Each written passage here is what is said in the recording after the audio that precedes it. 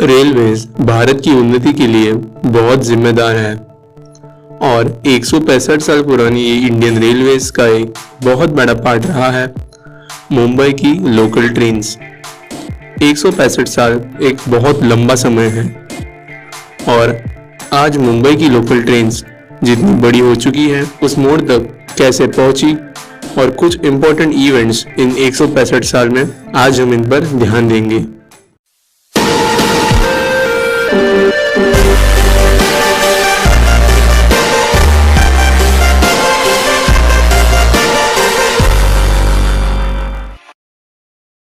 सोलह अप्रैल 1853 दोपहर के 3:35 इस समय भारत की ही नहीं बल्कि एशिया की सबसे पहली ट्रेन बोरी बंदर स्टेशन और ठाणे के बीच में दौड़ी। इस ट्रेन को खींचने के लिए 3 भाप से चलने वाले लोकोमोटिव का इस्तेमाल किया गया था और इनमें 14 कोचेस थे और इस मुंबई से ठाणे के बीच के छोटे से सफर को 1 घंटे और 25 मिनट का समय लगता था। तब दिन में सिर्फ 2 ट्रेन सर्विस हुआ करती थी, जबकि आज 2350 ट्रेन रोज सर्विस करती है। अगले ही साल 1854 में इस लाइन को कल्याण तक एक्सटेंड कर दिया गया और उसके बाद 1855 में कल्याण की लाइन को नॉर्थ की तरफ वाशिंद और साउथ की तरफ परसधरी तक एक्सटेंड कर दिया गया, जिससे कल्याण पहला जंक्शन बना। अब सीधे 1878 पर जाते हैं। अभी तक दादर बांद्रा मुंबई पुणे लाइंस खुल चुकी थी और परेल, दीवा, मस्जिद, घाटकोपर जैसे स्टेशंस खोल दिए गए थे। लेकिन 1878 इन चीजों के अलावा भी एक और महत्वपूर्ण साल था, क्योंकि विक्टोरिया टर्मिनस का कंस्ट्रक्शन शुरू हो गया और अब हम सीधे 1888 तक जंप करते हैं।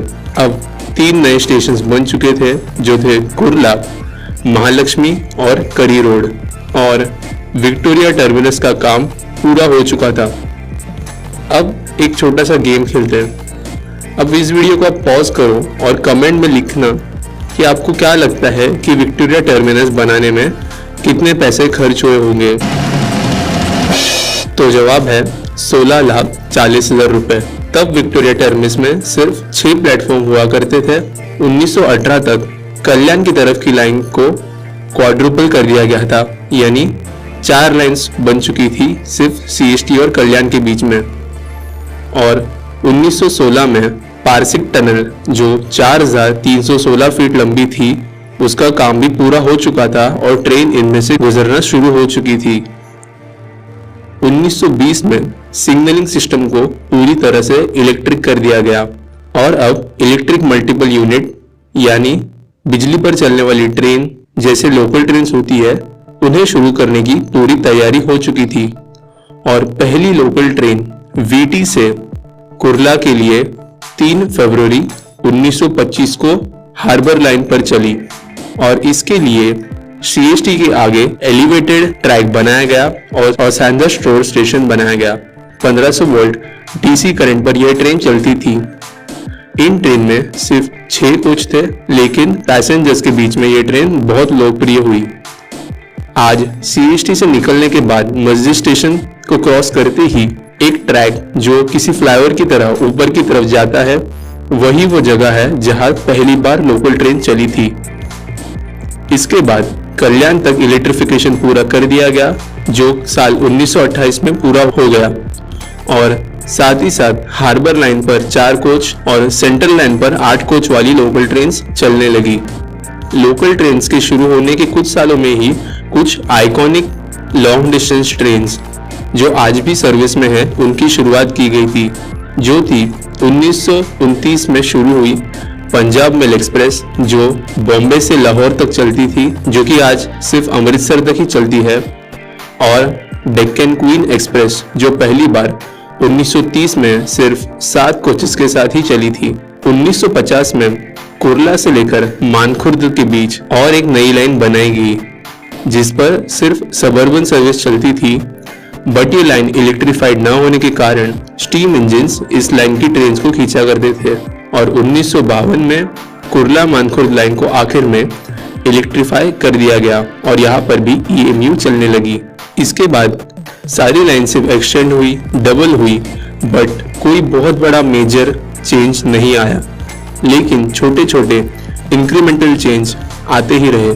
इसके बाद कोई बड़ा सिग्निफिकेंट चेंज सीधे साल 1990 में आया, जब वाशी ब्रिज बन गया था और पनवेल तक लाइन एक्सटेंड कर दी गई और इलेक्ट्रिक ट्रेन की सर्विस यहाँ पर भी शुरू हो गई।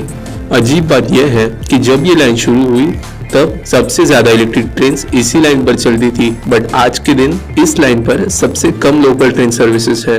बाद में होने वाले इलेक्ट्रिफिकेशन में ज्यादातर DC AC लाइन का उपयोग होने लगा।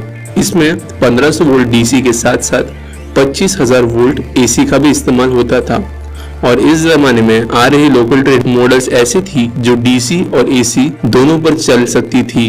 काफी साल मुंबई में ब्राउन कलर वाली लोकल ट्रेन्स देखने के लिए मिलती थी और इस ट्रेन के बहुत सारे मॉडल्स आए, लेकिन इसके साथ कभी कभार रेड सिल्वर कलर की, ब्लू येलो कलर वाली ट्रेन्स भी दिखती थी।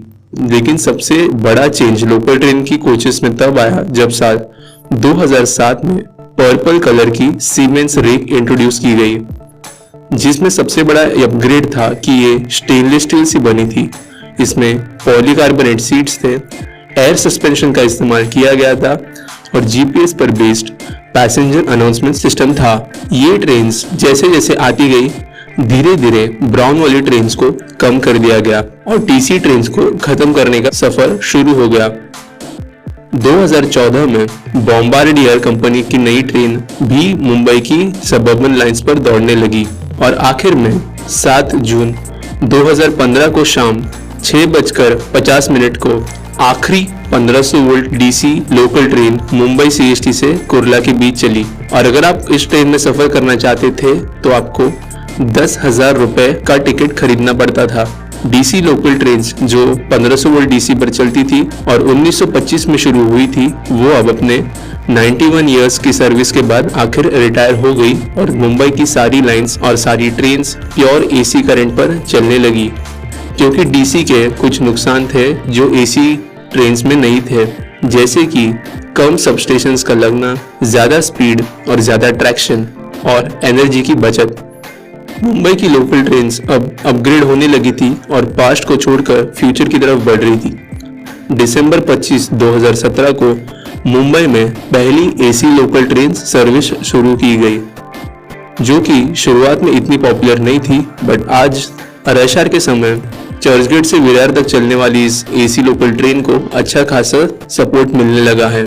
आज मुंबई की लोकल ट्रेन्स की रूट्स पर 75 लाख लोग सफर करते हैं और 465 किलोमीटर लंबी टोटल सबअर्बन ट्रैक्स की लेंथ है, जिसमें 248 स्टेशन है।